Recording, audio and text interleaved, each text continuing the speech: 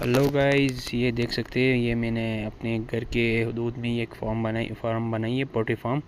तो अब सब भाइयों से यही रिक्वेस्ट है कि आप मुझे सपोर्ट करें।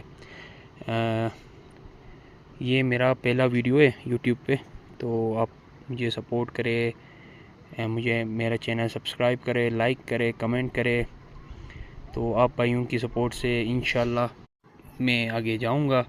तो ये देख सकते हैं आज के जो मेरे मुर्गियों ने अंडे दी है, तो ये मैं उठा रहा हूँ। ये देखे गाइस, ये 3, ये 4, 7, और ये अभी अंडे दे रहे थे।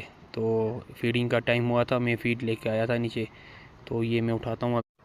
तो मिलते हैं नेक्स्ट वीडियो में, अपना ख्याल रखें। ओके, अल्लाह हाफिज़। थैंक यू सो मच, मुझे सपोर्ट करें और मेरे वीडियोस को लाजमी लाइक करें। Thank you so much, thank you.